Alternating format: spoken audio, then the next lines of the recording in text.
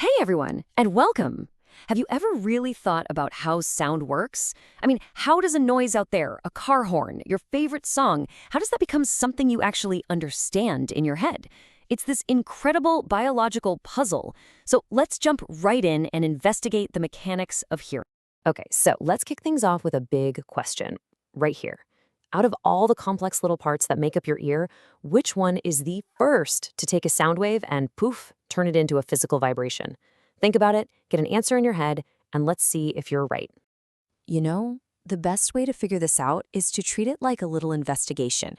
We've got our mystery, so now we need to meet the key players, or, the main suspects in our case. All right, here's our lineup of suspects. We've got the cochlea, the tympanic membrane, the ossicles, the auditory nerve, and the eustachian tube. Now, only one of these is our culprit, the one doing that initial conversion. The rest? They're all involved for sure, but they have different jobs. Let's figure out who's who. So, how are we going to crack this? Simple. Process of elimination. We're going to look at each suspect, check out their alibi, what their actual job is, and see if it fits the crime. First up in the interrogation room, the eustachian tube. We've all heard of it, right? But is its job really about processing sound? Let's check the facts. And nope, not this one. We can rule it out pretty quick. See, the claim is that it converts sound waves, but its real job, it's all about equalizing pressure. You know when your ears pop on an airplane? Yep, that's your eustachian tube doing its thing. Super important for keeping your ears healthy, but it's not converting sound. So suspect number one is officially clear. Okay, on to our next suspect, the auditory nerve. Now, this one sounds promising, right? I mean, auditory is right there in the name. But what's its actual role in all this? Well, here's the deal. Think of the auditory nerve as the final messenger. It's like the fiber optic cable that carries the finished data, in this case, electrical signals, straight to the brain. It's at the very end of the line, not the beginning where the conversion happens. So nope, not our guy, another suspect off the list. Okay, now we're talking about the cochlea. And I bet a lot of you were thinking this was the one. It makes sense. It's a major player in the inner ear, but its job is super specific and it's where a lot of people get tripped up. Let's take a closer look. And this is the key. The cochlea is a converter, which is why it's so tricky. But look at what it converts. It takes mechanical vibrations and turns them into neural signals. It's doing step 2, not step 1. We're looking for what creates those vibrations in the first place. So the cochlea is absolutely essential, but it's not our first converter. So close. All right, the field is getting smaller. Let's talk about the ossicles. Fun fact, these are the 3 tiniest bones in your entire body. So you know they've got to be doing something really important. And what is that job? They're basically a tiny amplifier. They take the vibrations they're handed and they crank up the volume, making them stronger before sending them on to the cochlea. So they're transmitters, they're amplifiers, but they don't do the initial conversion from a wave. They're out of the running too.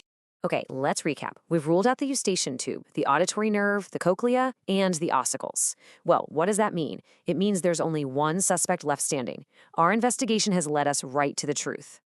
And there you have it. The answer is B, the tympanic membrane.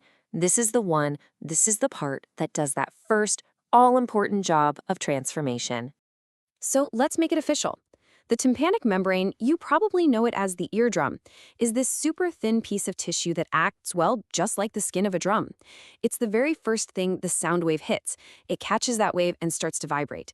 This is the exact moment that sound from the outside world becomes a physical thing inside your body. And this is where the perfect handoff happens. Think of it like a relay race. The famous medical text Gray's Anatomy puts it perfectly. When sound waves hit the tympanic membrane, it vibrates and transmits these vibrations to the ossicles. So the eardrum does its job and immediately passes the baton to our little amplifiers to keep the process going. So now that we know who does what, let's put it all together. Let's follow the entire journey from a simple wave in the air all the way to a signal in your brain.